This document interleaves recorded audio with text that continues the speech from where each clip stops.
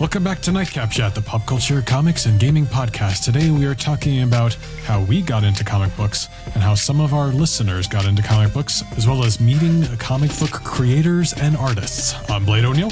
I'm Ken Brown. So Ken, we've talked about comics over and over again on this podcast, and I thought it'd be kind of fun to talk about how we got into comics. But not only that, we interviewed a few people at your shop on how they got into comics, and they had some unexpected stories, I think. That's awesome. What are some of the favorite ones that you stand out to you? Well, I guess this first one that we'll cut to here in just a second was something as simple as a video game.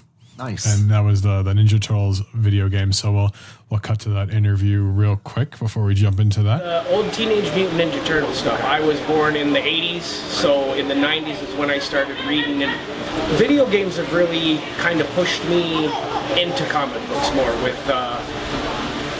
more comic book characters coming forward in video games and wanting to know more backstory to them, kind of where they come from and what they're about. Are there any particular video games that did that to you? Absolutely. The first Turtles game, when it was all four, when you used to go in the arcade and you'd have the 4 joysticks, it was that one. That one drove me to comics because it was Michelangelo was the coolest kid ever. So it was this Ninja Turtles video game that made them discover that there was Ninja Turtles comics, and then Nice. From there the rest was history. I think that's fun too, because a lot of people from that era, it was like the 1980s Mirage, Kevin Eastman and Peter Laird, Teenage Mutant Ninja Turtles comics were nothing like what the video games and what Archie really brought the Teenage Mutant Ninja Turtles into, just being a serious, badass fighting comic of turtles. Yeah. And almost Frank Miller-esque storytelling into the fact of, like, this is something that could be adapted into being a major license. And, Archie licensed it. They started doing cartoons, the toys, and then the video games hit. Yep. And going to almost 2 different eras of Turtles in a way. It's almost like, kind of think of it like the Batman 66 version of Turtles. Interesting. Do you know what I mean? Yeah. It's like they were more fun. It was like lighthearted. Yeah. Lighthearted, rather than, Casey. Like Casey Jones. Casey Jones. Thank you, dude. That guy was a hockey mask wearing badass, alley fighter that was very Batman-esque. Yeah, absolutely. And, sure enough, he'd help out the Turtles same way and fight crime inside the cartoon. But Shredder and the Foot Clan were very, very hardcore battles for the Turtles there. Yeah, absolutely. And it wasn't always kid-friendly at all. Yeah, no, that's a good point. That's, it's kind of ironic, but I mean, if Deadpool can be popular and still not be kid-friendly, I mean... But the Turtles proved you could transition that. Yeah, and then sure. reach 2 different demographics completely. Yeah, and it's popular still even today. Yes, and then Eastman and Laird to see that too as well. It's like that, hey, dude, you know what? Yeah, we don't mind adapting our characters for a larger audience. And I said too, it's like that. It made the Turtles from being a comic book indie book into being icons. Yep. And what other indie comic storytell has had that kind of impact? To that extent, man, like I can't really think, not to that extent. I mean, like there have been indie comics that have gotten pretty popular and a little more mainstream. Like, before the Hellboy movie, like, did the everyday person really know who Hellboy was? That's true. Hellboy's another good example too.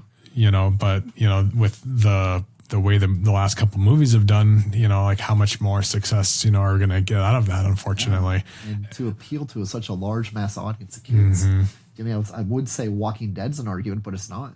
Because Walking Dead is not geared towards kids at all still. And it's not. They didn't repackage it in a way that appeals to mass audiences. It still appeals to more mature audiences. Yeah. I mean, closest thing is maybe Transformers, but I mean, that was Marvel. I was just going to say, like, that was Marvel. Yeah. And as too, it's like, it's interesting to see, like, that was something that started off as a comic book and that was not geared towards kids into becoming such kids icons, which is kind of interesting. That's how, how brilliant Eastman and Laird were to, dude, it's like that. We love these creations and we're going to keep doing it the way we want to do it, but then also license it out to a cartoon to play with it. Yeah. I mean, it's interesting that it seems to be the trend that it's not always comic books is what it wasn't comic books themselves that got people into comics. A lot of the times it seems to be other mediums. Like, well, I mean, what was it for you? It was Spider-Man and His Amazing Friends. Okay. Yeah, and it was like Firestar, Iceman, and Spider-Man on Saturday mornings, and there was the Incredible Hulk cartoon that came on afterwards. That's right. And it was like the Marvel Action Hour. Mm-hmm. And I was going, oh, that's cool. I just thought they were characters. And, I kind of knew they were, comic book characters, but it never really appealed to me as like, that's what's so important about it. And then I used to go to 7-Elevens and play Spy Hunter in the Star Wars X-Wing game. Okay. And, get a Slurpee. And I used to read a magazine called Cartoons, which was kind of like Mad Magazine for cars. Yeah. And they would more or less tell stories of people and their cars that were cartoon stories. Yeah. Ironically, cartoons. You know what I mean, dude? I used to want to be a car designer as a kid. So I looked at that for reference on how to draw cars. Same way, like I eventually started, picking up on comics and started drawing superheroes the same way too. But in that section, the cartoons in Mad Magazine, in the same aisle section or the same rack section as Marvel and DC comic books. And I picked up a Spider-Man issue that was issue number 258, and it showed Peter Parker, the character I knew from Spider-Man's Amazing Friends, being pulled between the red and blue costume, which I recognized, and this black and white looking, wraith looking thing trying to pull Peter Parker apart. And I'm going, what's going on here? And I flip to the page, and the first thing I see is Spider-Man in a black and white suit.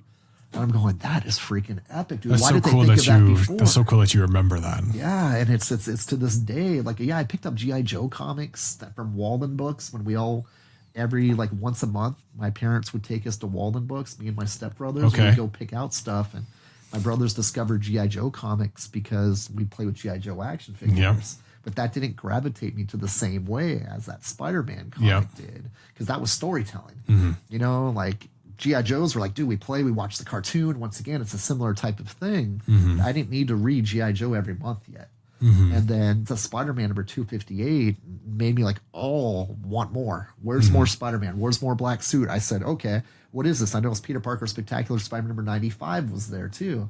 It's Spider-Man in this black suit with Cloak and Dagger, and Silvermane on the cover there, and that bright red cover. And I'm going, that's awesome. There's another one. You know what I mean? Then I realized Secret Wars was another one that had the black suit on it. And that was number 9 at the time, was the first one I was able to pick up with the black suit. And he was a 9, 10, 11, and 12. Okay. But then at that point, unfortunately, I picked up on the black suit right as they were getting rid of it and putting him back in the red and blue suit. Yeah. And so what did that teach me right there? Like, how do I get older comics?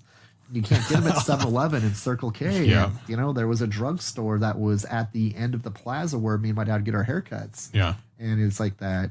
He goes, hey, it's like, Dad's okay. Let me go check out the drugstore, just see what's going on there. And like, to get something to drink or just something to come back and while I'm waiting for the haircut. And there was a comic rack there. Yeah. And I'm going, that's cool. So I found some more comics that were a little bit older because the drugstore didn't dump them as quick to tear off the covers because it was a different type of medium. It wasn't a chain like 7-Eleven. Yeah. They were more independently owned and they kept them longer rather than try to recycle them. So there was a few older issues of Spider-Man there I was able to stumble upon.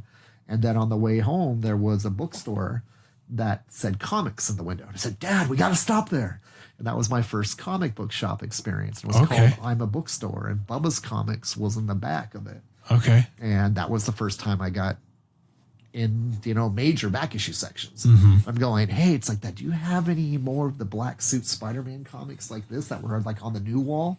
And he goes, yeah, they're in the back issue section. Started showing me. And it's like, oh, awesome. So I was like, nice, dude. Everything I need is right here.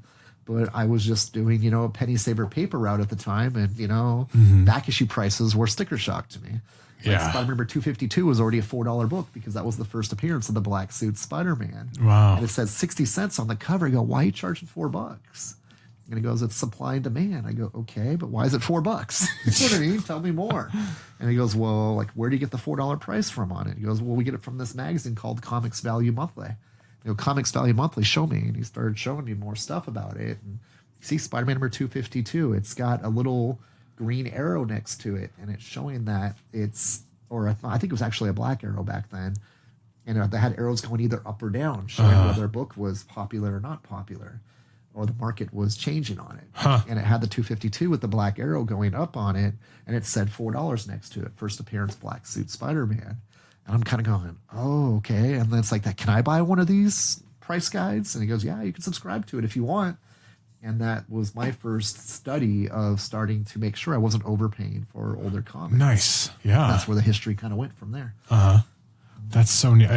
I'm so jealous the amount of detail that you remember, in your earliest memories of comics. Like some of my first comics, like I don't even remember what they were. Like, I mean, I had some arbitrary, Superman and Flash and Spider-Man.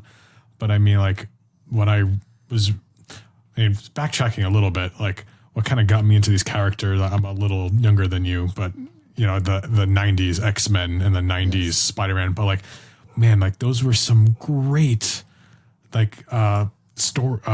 animations that drew like right from the source material. Yes. So like it wasn't confusing to me at all. Like, a lot of even in the Spider-Man, like they went ahead and did Secret Wars. Yes. Oh, absolutely. That's what I heard. Yeah, I need to watch those episodes still too. And and I know we've talked about the X-Men cartoon before, like, but they draw right from all of that stuff that, Chris Claremont and John Byrne. Yeah, it drew from all of that. Yes. Scott Lobdell too in there. Yeah, Scott Lobdell. That's who I was trying to think of. And, and I think Venom was actually one of my favorite villains from the Spider-Man. And so like I'd always get, there was a comic arc where Ghost Rider fought Venom. Yes. And I thought that was so cool. And that's how I discovered what the penance stare was, because I think he tries to do the penance stare to Venom, and the symbiote suit just removes from his face. He's like, nope, you're going to do that to Eddie Brock. Like, you're not touching me with that. And I thought that was so, I don't know, if, funny, but like, it was like, wow, like, look how powerful a Ghost Rider is here. And like, even the Venom suit is like, sorry, Eddie, you're on your own, for this one. But, same thing. Like, it was the cartoons that I think, kind of helped, spawn me in there. But like, I think it also helped that my dad was also into comics. Like at the time he was collecting a lot of Thor. Nice. So he had, all these Thor comics, and he liked Hulk too. So like, was that Hulk 340 with Wolverine? Yes. You said, I remember him having that. Nice. Awesome. And I remember like how cool that art was, seeing, the reflection. Like that was so neat. My favorite covers of all time. Yeah, it was really cool. Like I don't think I touched it too much. Like I was able to like look at it, because like I didn't take care of my comics like as well, when I was younger. Like a lot of them, like their covers would start falling off. But like I also liked drawing a lot, when I was a kid. So like, I think there was that appeal to me too, is like, well, like I have all these cool references, and I can just sit here and draw this comic cover. Cause like, like we didn't have the internet, until later. Yes. It's like, I can't just Google a picture of Venom and then draw it. Like I didn't have it. Like I had the comic book That's your reference. that I could draw, Totally understand too. That's the thing too, is like that. I remember many summers going over to my mom's house, and it's like I would listen to man, this is kind of old school, but there used to be a radio station out here called KZZP 104.7, and they would do Top 8 at 8, and this kind of connects a lot to where I am today, which is ironic.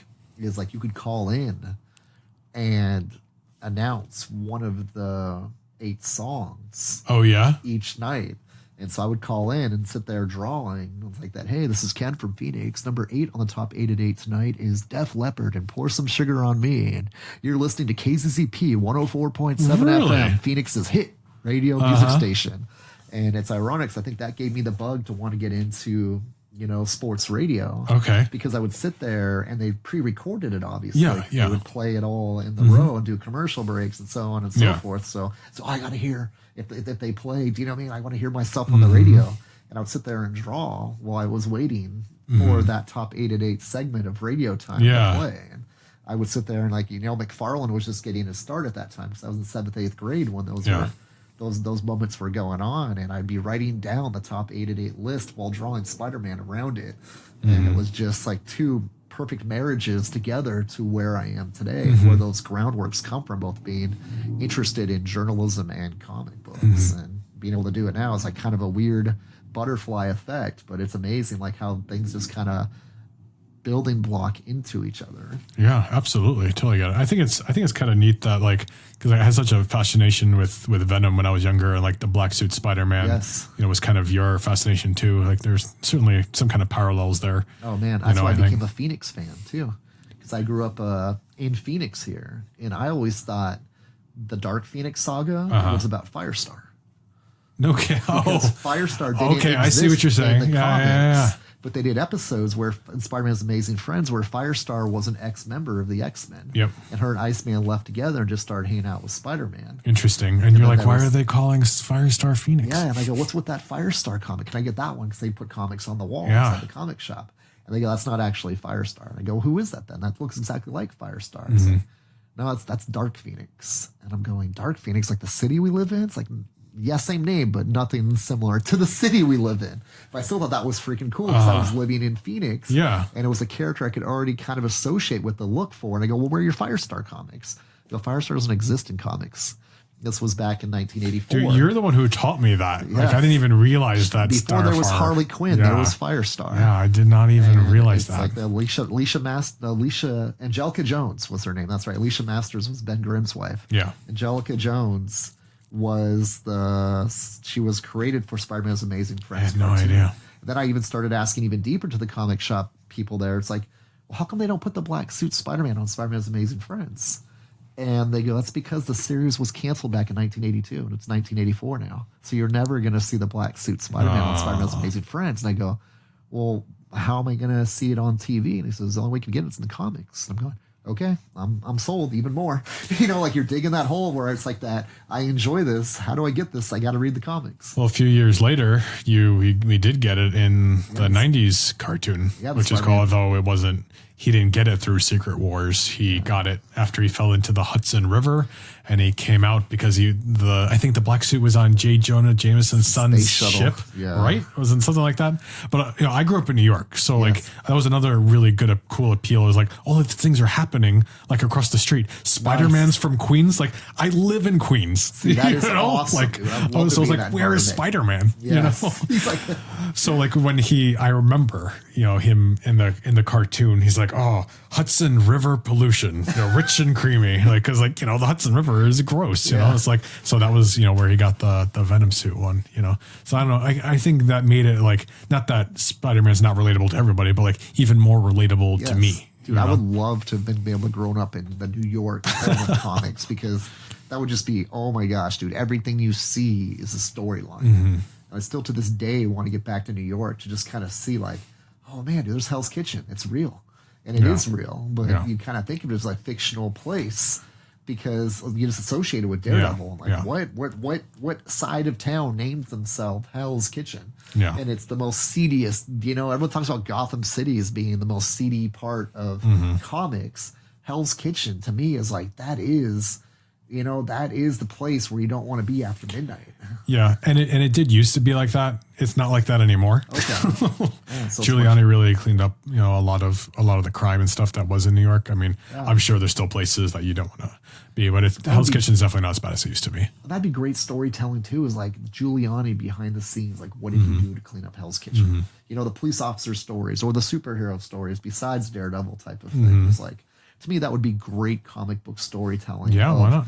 The investigation of these police departments bringing down organized crime in New York City, because they owned New York City for a good amount of time, in Chicago too as well, organized crime. And obviously Kennedy started on it in the 60s, bringing it down. But just like that, crime was their way of living. Yeah. And how do you stop that? And how was it? Do you know what I mean? Like just the insiders of the police officers that were undercover inside of the gangs. How close are they to being discovered? And such great storytelling. They're almost like Brian Michael Bendis would be perfect for writing type of stuff. That's what makes Kingpin an interesting villain, right? Because he's so too. Yeah. Why not? I mean, Kingpin was such a prominent character in the 90s Spider-Man cartoon, I actually thought Kingpin was a Spider-Man villain until later I found out he was originally, a Daredevil. Well, he actually was originally a Spider-Man villain. Oh, was he? Yeah, Spider-Man number 50 was his first appearance. Oh, okay. So I was right. Yeah. And then it wasn't until Frank Miller decided I like this guy. Spider-Man he's not a big enough threat to Spider-Man. And so, but I can really, really work him into Daredevil. And that's how Bullseye became super famous too, because Kingpin contracted Bullseye to take out Daredevil. Yep. And then all of a sudden Daredevil started getting more and more into like, what the heck is going on? Who's behind all this here? And then it's like, Daredevil Kingpin's rivalries there became top notch with each other. And just the fact too, putting the hit out on Elektra too as well. And the whole thing of just like Frank Miller made Daredevil pretty much, his story on Daredevil was the prototype for what happened in Batman The Dark Knight Returns. We can take superheroes to dark places. It doesn't always have to be shiny, let's beat the villain every time. No, and it doesn't. These villains are dark at times. I mean, and arguably, like, it's things like that helped, save comics, a lot of the time, It's like it moved them out of the kids' era of reading into a more mature reader label on it. And I was surprised that the Comics Code Authority would have put the Comics Code Authority on some of those books, because it came out of the whole EC era of things being too graphically violent or disturbing or bad influence on kids. And Frank Miller wasn't afraid to draw Black Widow being strangled by a hairdryer by Bullseye on the cover. Yeah. And that was like Comics Code approved. I'm going, dude, where are you guys getting these like approvals from? You know what I mean? Is That's that weird. Just like, is it sponsored by, like Conair hair dryers that month or something? I mean, is that major advertising? Be beautiful. Yes, exactly. But it was Frank Miller really laid that groundwork, I think, to bring in this new era of comic reader through Daredevil and the Kingpin, especially. And creators are an important part of, I think, not only maybe getting into comics, but finding new comics, you know. And this next one that we're going to cut to, I was really jealous that this was one of their earliest experiences with comics. So we'll cut to that right now. I used to live in San Diego, so I've been to San Diego Comic-Con pretty much every year since I was 4. My uncle, who got me into comic books, my brother and I, brought us to San Diego Comic-Con when I was 4, back before it was at the Convention Center. And it was in the Continental. And so that first time when I went in, I met Stan Lee and Jack Kirby, and they were just sitting at tables, and I didn't know who they were. But he introduced what they were, and then they signed books for me, and they just gave them to me. And then later on down the line, I remember I was probably in 7th grade, and I met Todd McFarlane at Comic-Con, and he was just sitting there with Al Simmons when they first released Spawn #1. And my brother and I were walking through, like, hey, you guys like comic books? Obviously, we're Comic-Cons, it's kind of a dumb question. Like, hey, try our new comic books. They gave us a copy and they signed them. Wow. And it's just like that. I always remember those two memories, because it's like those 3 people just gave us a book and wanted us to read it. I mean, I was in 7th grade, so I probably shouldn't have been reading Spawn, but my mom's like, yeah, it's fine. And so it was just a thing that sparked imagination. And then it just, every time you get a book like those, especially Spawn, for example, it's just this weird world you can't ever really imagine being, and it's just, you just get in there, and you eventually get to the part where the collection comes through where you can't see yourself not knowing the stories as they go on. So I still buy Spawn to this day because of that one thing, even though they kind of lacked for a little while in content, but they're just it was always that thing. I always think back that one day, and it makes me happy to remember these are, every time I read it, it's I remember that memo. So that was early San Diego Comic-Con, that Stan Lee's so accessible, and I didn't meet Stan Lee until years and years after being into comic book. I don't know about when was the first time you met Stan Lee. I didn't meet Stan Lee until it's sad to say, the year he passed away. Are you serious? Yeah, I never met him in person until Amazing or Ace Comic Con. That first year they were there, where the mayor had a press conference with Stan Lee scheduled, and he was going to present him the keys to the city. Yeah. Or the coin of the city, ironically, rather than the keys of the city. Yeah.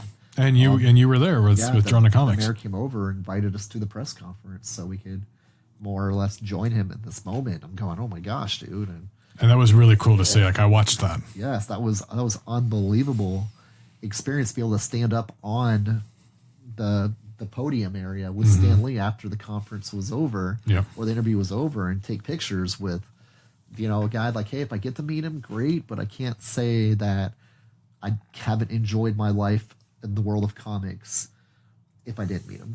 Yeah. Do you know what I mean? And that was kind of that. I don't want to be disappointed if I never meet him, I guess is the best way to put it. Yeah. And totally appreciate everything he's done. He's Stan Lee. And it's just, it was when I go to conventions, I want to see as much as I possibly can. And I have a hard time with lines at conventions. Yeah, no, I get it. The longest line at Comic-Cons was always Stanley. Yep. And it's I waited probably like an hour and a half, I think. Yes, and it's being in the comic convention community is not cheap. And I said too, is like there's things that said, okay, it's like I want to meet Stanley organically, not feel like that I was, forced myself to meet Stanley. And it sounds weird to say that in a weird way, but it's cool because I don't mind doing that to everybody else, like Todd McFarlane. Do you know what I mean? And so on and so forth. But like with Stan Lee, it's kind of that where he's bigger than all of that. Yeah. Do you know what I mean? And like that, I don't know. Oh, man, dude, I didn't want to more or less be cattle called. Yeah, not cattle called, but I wanted to be something different when I met him. Do you know what I mean? Well, you got that for sure. Yeah, and it was strange because, so too, that's why I was like that. And you're really lucky. Like, I wanted him to remember the moment he met me. Yeah. And when there's a lot of people online, it's kind of like, okay, boom, he was awesome with people. I've never heard a bad story. He's like super engaging and so on and so forth, but it was still like, I don't stand out in any way. And I wanted that moment I met Stanley to be something that was organic rather than like that, okay, cool, thank you, man, nice meeting you, and then like that, there's no memory made for him. Yeah, you know I get it. I mean, it's hard. Or it's a deeper, it's a stronger connection. Yeah, I understand what you're saying. Rather than like that, okay, cool, the next person in line.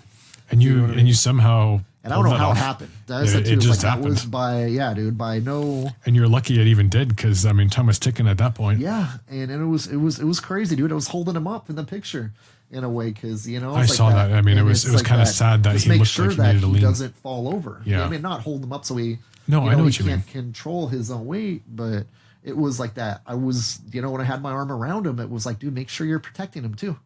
And that was like something like, oh my gosh, dude, I'm partially, do you know what I mean? Making sure that Stan stays safe. Well, like when I watched the video, never had that experience. Type of things like that. I'm making a unique bond with one of the heroes of the comic industry, which was Stan Lee, and it was just we got to sit down with him after the press conference a little bit, and he told us a couple stories, and he signed comics for us, and it was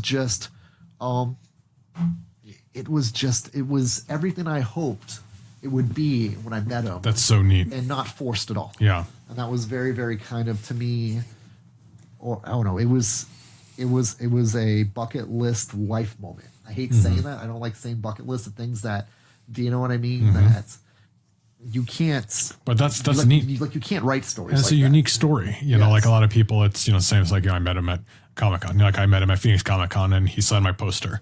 But like, I'm not even one to get, I almost said sticker shock. Not sticker shock. Star shock. Starstruck. I'm not one to get starstruck ever. Like I don't care. But when it was Stan Lee, like man, like I could barely talk, and he was so cool. And like and he said, oh, I like this poster, and like I was just so happy that he said that. And he was really cool. Like I barely said a few words, but like like we weren't allowed to shake hands or anything. But like he was genuine and nice, and like it was really neat. He's the real deal. That's what I was most impressed with. There's nothing artificial about him. He loves what he's done. That's it too. He knows how he's impacted the community. He's not self-righteous in any way, which I thought was really amazing. Because a lot of people say, "Oh, well, Jack Kirby got not enough of the attention that." And I go, well, Stan Lee was naturally engaging with people. And that's important. That's not for everybody. Jack Kirby, did a lot of great things, but he wasn't as charismatic as Stan Lee. And Stan Lee tried bringing him along on things too. And Jack said, no, I'm okay. You mean, and not all the time, but then there's still that, it's hard not to have that, to see all this great stuff happening for Stan Lee. Yeah. And then Jack's like that, man, dude, I wish he would bring me up more. Or, it's like when you're in the moment, they're asking Stan Lee questions. They're not asking Jack Kirby questions. And Stan Lee's trying to answer those questions the best way he can during those type of moments in the past when, there was that little bit of a rivalry with Jack Kirby. I need to break away and show him just as important. And actually, that's actually bridges us to what we're going to talk about next is creators and how important it is to be engaging, with their audience. And as we delve into that a little more, as I'm looking back at these interviews, people had all of these great experiences with these creators. And one that did come up a lot was Kevin Eastman. Yeah, he's like one of those Stanley type of personalities too. And I've never met him, but like you said with Stanley, like I've never heard a bad thing about Kevin Eastman. And everyone says like how cool he is, and what is it like? I guess he draws like a little. Yeah, he does little tip in or remarks. Yeah, like where he'll remark the cover and draw a little turtle on there. Which one do you like? And mm-hmm. It's like just draw a little thing on it, like that. That's black and white, so it could be any of them. Mm-hmm. But, okay, like Raphael here, dude. Here's a little Raphael for you. Oh, you like Donatello? Here's a little Donatello. Yeah. Just little things that makes a memory and a moment with every single fan that appreciates what that person did. And that's what I think a lot of this is that where we're building connections with people that of what we like with the people that created what we like. And it sounds really weird, but it's, imagine, gosh, dude, it's like, imagine meeting the person if you're a big car fan and you run into Lee Iacocca somewhere. Lee Iacocca designed the Mustang. Okay. Mustang's one of the most iconic cars. Yeah. You may have like one or two of them in your garage if you're a huge Mustang fan. That same type of feeling would be like if you met Lee Iacocca, the guy that designed your favorite car. It's the exact same type of feeling. Like you're meeting your heroes, like whether it's sports athletes in ways too, and you want that to be a memorable, good moment. If it's not a good moment though, like how does that impact you? Yeah, it's you kind of. Man, dude, that's why I grew up a huge John Elway fan. Yeah. And I've never had a chance to meet him. Okay. But at the same time, I have a fear of meeting him because I've heard of stories. Yeah. That where, unfortunately, do you know what I mean? He used to have an alcohol problem stories, or the fact of where he's not always really good with fans all the time. And that's a shame. Maybe he shouldn't be meeting fans then. Yeah, and then that's part of it too, is like that, Charles Barkley, I'm not a role model. Do you know what I mean? Like, remember those commercials back in the day, the Nike commercials in the 90s? Charles Barkley was looked at as a role model because he was one of the top NBA players in the league, but he wasn't always good with fans. And so they started a Nike campaign based off of that because Michael Jordan, I want to be like Mike, and Michael Jordan and Charles Barkley were the two biggest names in the NBA at that time. Yeah. And everybody expected people to be Charles Barkley to be the most engaging, personable person the same way Michael Jordan was at that time. And Charles Barkley was like, dude, I'm not good with people. And so, do you know what I mean? They even started to turn that into the Nike Charles Barkley shoe commercial was like that. I'm not a role model. I'm not a police officer. I'm not a firefighter. I'm a basketball player. But even that puts a positive spin on it too. But that's how they saved Charles Barkley's personality. Do you know what I mean? It's like that. Fair enough. But I mean, if he, to me, like I can at least respect that he was at least aware of it. Yes. And like he didn't want to meet with people. And that's, and that's fine. And that's their prerogative. And like, that's probably the better choice in that situation than to go out there. And like, there's people that I've met, and I'm not going to name any names, but like, I'm just incredibly disappointed. I was excited to meet them, like I don't get Star Trek, but I'm just excited. Cause like, wow, you made something I love, that I grew up with, and then like, they won't even pay attention to you. Like, I mean, that kind of sucks, I at least just want, oh, hi, thank you. At least like, thank you. Yes. And I do think that, unfortunately, just because your creator does not need to mean, as you said too, that does not mean you need to have a booth meeting with fans. You're just a person, like regardless of what you've made or what you've drawn or whatever. And you're just a person. It's like that. And if you're there to make connections with other writers or other artists, do that after the convention hours are over. Because people that are waiting in line for you, especially if they're paying for that, either it's a sketch or a simple autograph, like, especially if you're paying for it, like, I mean, like, and I hope it doesn't sound egotistical. Like, I just at least want you to at least pretend to be nice. Yes. I don't care if you actually do hate me or not. And if you're doing a commission, do you know what I mean? If someone's at your table, I no matter who it is, like the thing that's really aggravating to me, and once again, I'm not going to say any names, is like look up at the fan, if you see them waiting for you. I know you're trying to get your commissions done for your fans that are you doing commissions for, but take that time to let them know like that. Oh, cool, dude. Good to see you, man. I was going to take a break here. Put it down for a second. Absolutely. Go back to it. Yeah, flip side of that coin though, like when you're nice and you not only that, but just go above and beyond and you're talking and because you can tell like when people are just being genuine. Like when I met Joe Kelly, he was so sincere and he was talking to me and he introduced me to the other guys he was sitting next to at San Diego Comic-Con. Like, I went out and I bought I Killed Giants. Yes. It's an indie book, but like, I loved Joe Kelly from the Deadpool stuff, but he was such a cool guy that I wanted to support his work and the things like he cared about because he was cool. Yes, that's what I love too. Is like going down Artist Alley and finding who could be that future talent that nobody knows about yet. Yeah, and you can make that bond with and say like that. Oh, dude, I remember when these people were just getting their first books out, and it's really cool to make those early connections with these people and watching their career go. It's like going back to another sports analogy. It's like watching the college athlete at the college level, and then you become a Hall of Famer in the NFL. And so you remember seeing that development of those great days of seeing that guy's got talent. He's going to be huge. Like right now, I'm excited about the Cardinals with Kyler Murray because they got the Heisman Trophy winner, and he's a hybrid, brand new style of quarterback the NFL's never seen before, and it's in our own backyard. That's neat. So it's hard for me not to be a Kyler Murray fan and hope that he succeeds because you watched him play the BCS playoff game this past year, and he was one of the Final Four of the best quarterbacks in college football last year. He won the Heisman Trophy winner. He didn't win the national championship, but now he's a player that plays my own backyard. It's kind of like Todd McFarlane. Like, I remember when I first saw Todd McFarlane drawing Spider-Man, he wasn't Todd McFarlane yet. He was just the new guy drawing Spider-Man. Yeah. And that was the black and white suit, which is not hard to draw. That's why I kind of liked it, I think, too. It was like it was simple and easy to draw. That's what attracted me to the Scarlet Spider, because I didn't have to draw those webs anymore. Yes. And it was just, but the way that he drew was different. Do you know what I mean? Yeah. And there was no Spawn back then. He did a little bit of Hulk, but he didn't transition yet to the style that he was drawing because he changed his style halfway during his Hulk run.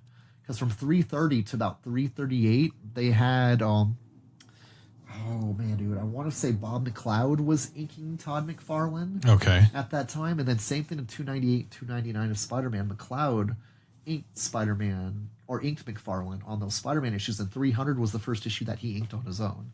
Oh. And then that was like, boom, that's Todd. Yeah. You know what I mean? That was the first you see like, oh man, dude, this guy's good, but look how great he is. Yeah, but then 298, 299, I remember telling my buddy, it's like, dude, get this issue of Spider-Man, man, because this guy's something different and he's going to be remembered in the future. And now, 30 years later, he's one of the biggest comic creators ever. Yeah, dude, and he is. Like, he's the modern day, I don't want to say Stan Lee, but he's become that top 5 creator in the industry. He's iconic and he's personable. Like I've been to his panels. I've had the privilege to meet him and get his autograph. And like he was always nice and he's great to talk. He's fun to listen to and he's just real. He's a personality. Yeah, he's great. Todd is awesome. And it's really neat that he lives in Phoenix. So Canadian move to Canada to Tucci. I love it, dude. First thing I noticed too over the years, like a lot of my favorite creators came out of Canada. Oh, that's like funny. John Byrne, Todd McFarlane. You know what I mean? It's like that. Even when it comes to entertainers, Michael J. Fox was one of my favorite actors growing up. I loved the Back to the Future movies. Is he Canadian? Yeah, he's from Canada too. Really? I didn't realize that. And that's pretty hilarious. It's just, You're just such a Canadian fanboy, Ken. It's weird. I know I'm a Canadian sympathizer, dude. I want to go to Canada, move there, and that's awesome. About walking my doors. I'd like to visit Canada someday. I lived in New York and I've never made it. Yeah, and I've never visited Canada. I've got friends from Canada and stuff like that. But it's ironic that some of your, favorite things, there's like a connection. I don't know if it's just a style. Do you know what I mean? Like where it's the way they write, the way they draw, or just their sense of humor. But it's just it's different than everything you see on an everyday basis. I think that's probably what it is. It's like there's different schools of thought that even though it's such a close country, their creative creativity is a little bit different than what you always see. That's fair. At Phoenix Comic Con, I came across the Stranger Comics guys, who they do Niobe. Yes. And when I first found them, I came across the art from the covers on Instagram, and I was like, what is this? Like, I just thought, it was just cool art. And then I realized it was an independent, comic. And like, I didn't even realize they were going to be at Phoenix Comic Con. And I came across the booth, and, thankfully, like, everyone I met was super cool. And like, I went out and I bought, the collection, so I can, like, how do I get into these comics? Like, where do I start? And I'm like, I got that guy, and I got, one of the Niobe #1s, and like had them sign it, like, and they just got picked up, with the HBO deal. Yes. So like, this could be the next Walking Dead or Game of Thrones or Watchmen, Yes. like it could very well be. Absolutely. So too, it's like that. You're getting that ground floor of like that. Boom. I remember when this was just getting started. Yeah. And it's like, that's so cool to see stuff like that. And so too, it's like that, still waiting for that moment in comic creators besides Todd McFarlane. That was an easy one because I was already reading SpiderMan, so it was high profile. Yeah. But so too, I remember seeing, like, I was there when Spawn first started, I guess. And it's, little certain things. I remember when, like, when Venom was first started, but those are, once again, are high profile. And Spawn was something Todd created out of his own head. Yeah. Do you know what I mean? So that is, I guess, the closest thing to, like, watching something from its beginning. But then, like, I'm one of those weirdos when I was so excited about Todd doing his own thing. When Greg Capullo took over the series, I decided to stop reading because I wanted Todd McFarlane to be drawing the Spawn, because that's what, that's what my ticket to admission was. It's cool to see Todd's writing, but Todd's art is what got me excited. Do you know what I mean? And when Greg Capullo took over, I'm kind of going, yeah, this is good, but it's not Todd McFarlane. It's like when Eric Larson took over SpiderMan after Todd McFarlane got his own series. I stopped reading Amazing Spider-Man for a little bit because I didn't like Eric Larson's art as much as Todd McFarlane's. I mean, how do you follow Todd McFarlane? I mean, he's got that style. I'm like, his style is just so great for Spider-Man. Like, just the way it looks, it's such a definitive look, especially like the way he does the eyes. You know, so to me, like if you're just cool, when I meet you, I'm so much more willing to support you and your work and your art. Maybe buy extra things. But yeah, I mean, it's worked for Stanley and Todd McFarlane. So yeah, and so too, it's like that. If you make that impression, you want to follow what that creator's doing. Absolutely, and we hope we've made some kind of impression on you guys, and that you want to continue to listen to us. But we appreciate you all taking the time to listen to today's episode, and our special guests that that's from our community here. We want to hear from you guys. So I mean, watch out on social media. We're going to do some more of these engaging conversations in the near future. We look forward to hearing what you got to say. As I said too, this is as much your show as our show. Absolutely. But thank you all for listening. Don't forget to like, subscribe, and share, and we'll see you all soon.